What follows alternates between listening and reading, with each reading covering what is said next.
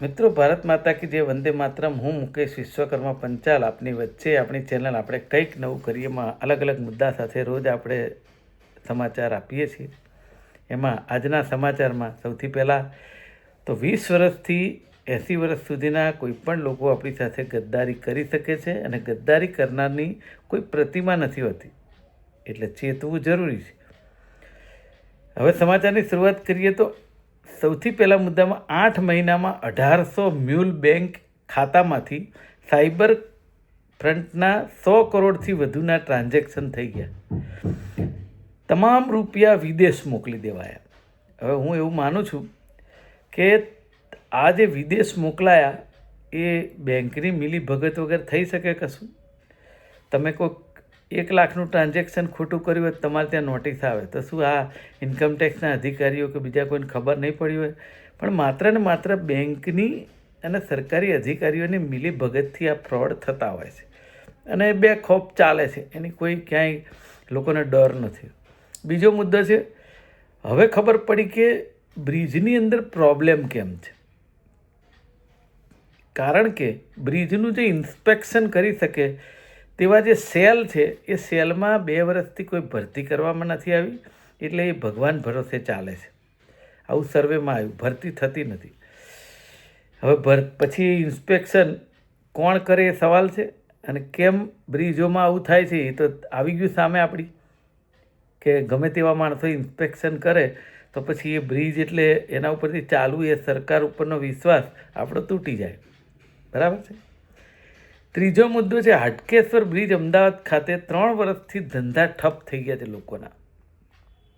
પહેલાં બ્રિજ બનાવ્યો ત્યારે, એ બનાવ્યા પછી એ ચાલુ કરવાનું થયું ત્યારે બ્રિજ ચાલે શકે એવો નથી, તૂટી પડે એવો છે એટલે બંધ કર્યો, અને હવે બ્રિજ ઉતારી લેવાનો છે એટલે બંધ કર્યો.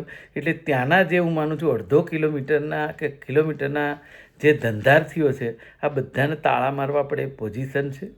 ત્યાંના હેલ્પરો, કામ કરતા માણસને બધાને છૂટા કરી દેવામાં આવ્યા. ઘર ચલાવવા માટે લોન લેવી પડે એવી પરિસ્થિતિ થવા માંડી. તો મને એવું લાગે છે કે હવે હાટકેશ્વરના એ જે 1 કિલોમીટર વિસ્તારના ધંધાર્થીઓ માટે પણ સરકારે પેકેજ જાહેર કરવું જોઈએ, કારણ કે આમાં ભૂલ સરકારની કોર્પોરેશનની છે, તમારી મારી નથી. મતદારોએ તો ભૂલ મત આપીને કરી છે, પણ પછીની ભૂલ તો એમની છે ને. વળતર આપવું જોઈએ લોકોને. ચોથો મુદ્દો છે, 9 અધિકારીઓએ ભરૂચના ગરુડેશ્વરમાં કોઈપણ જાતના પ્લાન વગર, પાસ કરાયા વગર મકાનો તાણી બાંધ્યા. અહીંયા કોઈ વાડ જ ચીભડા ગળે છે, કોઈની ડર નથી, કાયદો અને વ્યવસ્થા ખાડે ગઈ છે. નહીંતર અધિકારીઓ એમ કે આ તપાસ થાય તો આવે કોણ? તો અધિકારી. પણ આ તો અધિકારીઓ જ કરે છે, એટલે હવે એમાં કંઈ બીજું કહેવાનું રહ્યું નથી.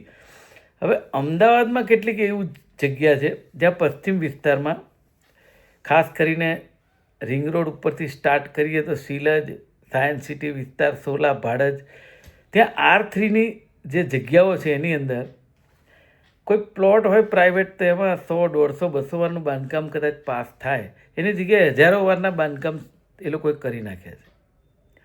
તો એ લોકો માટે કોઈ કાયદો વ્યવસ્થા નથી, તો પછી જોન જ શું કરવા રાખો છો? જો હવે પેનલ્ટી લઈ અને જો એ મકાન રાખવાના હોય તો આપણે શેના માટે એ આપણે કાયદો છે એ મને સમજાતું નથી.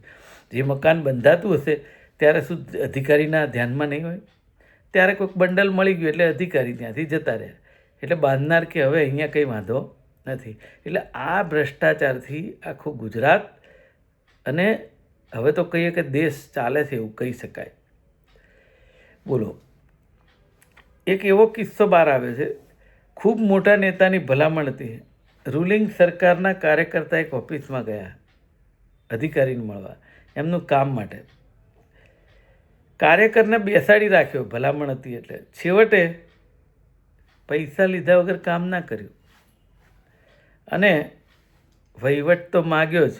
આ હાલત છે ભારતીય જનતા પાર્ટીના પણ કાર્યકર્તાની.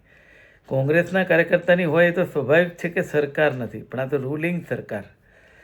ભારત માતા કી જય. શહેરની અંદર અમદાવાદમાં 16 બ્રિજ ઉપર હાઇટ બેરિયર લગાવવાના એલાન કરી દીધું. અત્યારે તગલખી નિર્ણયો બહુ થાય છે. પછી મેયર હોય, મુખ્યમંત્રી હોય, કમિશનર હોય, કોઈ પણ હોય, 2 દિવસ પહેલાં એવો નિર્ણય કર્યો કે 16 બ્રિજ પાસે હાઇટવાળા બેરિયર લગાવાશે. હવે આજે એવું આવ્યું કે નિર્ણય મોકૂફ રખાશે, એટલે બ્રિજ પાછો સારો થઈ ગયો હશે 1 દિવસમાં અને હવે ભારે વાહનો જઈ શકશે. ખબર નથી પડતી કઈ પ્રકારની કામગીરી ચાલી રહી છે. અંદરથી આપણને એક અફસોસ થઈ જાય કે સાલું આપણે ટેક્સ ભરીએ સવારથી રાત સુધી આના માટે ભરીએ છીએ કે રોજે રોજ આ સાંભળવા માટે? નકરી ખાઈકી, ભ્રષ્ટાચાર, ખબર નથી પડતી શું થશે.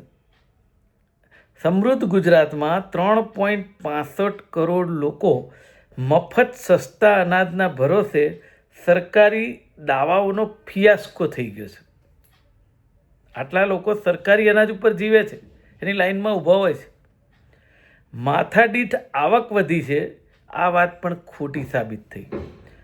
24 લાખ લોકોની વધારો થયો રેશન કાર્ડ લેવામાં, અનાજ લેવામાં. તો પછી મને એમ થાય છે કે આ ક્યાંની આપણે વાત કરીએ છીએ, કયા ગુજરાતની?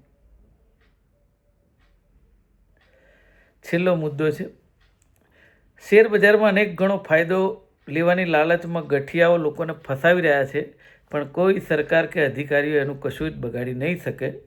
ગાંધીનગરમાં CID ક્રાઇમના PI લાંચ લેતા ઝડપાયા છે અને PI અને કોન્સ્ટેબલ 30 લાખ રૂપિયા લેતા ઝડપાયા. પકડાયા, એમને અભિનંદન અધિકારીઓને. પણ લેવાય છે આ પકડાય કેટલું? 1%, 90%, 99% લેવાઈ જાય. એક ગુનામાં કાર્યવાહી નહીં કરવા માગી હતી, એના માટે લાંચ લાગી કે આમાં કાર્યવાહી અમે નહીં કરીએ. Very good. PI Pethabhai Patel, constable Vipul Desai ACBના સકંજામાં આવ્યા. ચલો, હું કહું છું આ પકડ્યું એ સારી વાત છે, પણ પછી જે કેસ અને જે તખતો ઘડાય છે ને એ એવો હોય છે કે સસ્પેન્ડ કરવામાં આવે અને સસ્પેન્ડ કર્યા પછી કેસ લડવામાં આવે. અને આપણા દેશની અંદર કેસ એટલે હમણાં આપણે એક સમાચાર જોયા હતા કે એની અંદર મેં જોયું કે એક એવો કેસ હતો, 15 વર્ષ પહેલાં બેંક સાથે 3.5 કરોડની જેણે ઠગાઈ કરી હતી તે 4 આરોપીઓને 3 વર્ષની જેલ 15 વર્ષે અત્યારે થઈ. હવે ધારો કે 50 વર્ષનો હોય તો 65 વર્ષે એને સજા થાય. આ આપણી ન્યાયાલયનું કામ છે. પણ હું તો ન્યાયાલયને વાંક એટલે નથી કાઢતો. ન્યાયાલય હંમેશા ચુકાદો પોલીસ અધિકારી જે ચાર્જશીટ રજૂ કરે છે એના આધારે આપે છે. એટલે ચાર્જશીટમાં કેટલી શક્યતા છે અને સત્યતા છે એના ઉપર મોટો આધાર છે.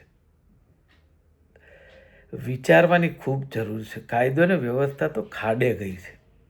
તમે જુઓ કે અમદાવાદ હોય કે ગુજરાતના કોઈ પણ શહેરમાં પોલીસ સ્ટેશન ઉપરથી માહિતી લો તો ગુંડાગીરી, લુખ્ખાગીરી, દાદાગીરી અને અનેક લોકો પોતાની જાતને જાણે શું સમજી બેઠા છે, કાયદો છે જ નહીં. લોકોને મારવા, મારી નાખવા, હત્યા કરી નાખવી, ધમકી આપવી, આ એક સામાન્ય બની ગયું છે.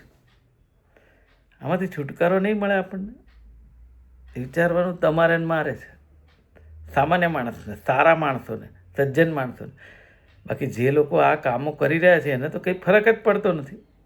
અને મેં એવું સાંભળ્યું છે કે આવા માણસોને ઠેઠ નેતાઓની ભલામણ હોય, પાછી મુખ્યમંત્રી સુધી ઓળખતા હોય. મને એમ થાય છે પહેલાંના રાજા રજવાડા સારા હતા, અત્યારના રાજ કરતા. કે રાજા કદી નિર્ણય આવો ન લે કે જેનાથી એની રૈયત હેરાન થાય. વિચારવું તમારે મારે ચોક્કસ પડશે. આજે બસ આટલું જ. આપનો ખૂબ ખૂબ આભાર. શુભરાત્રિ.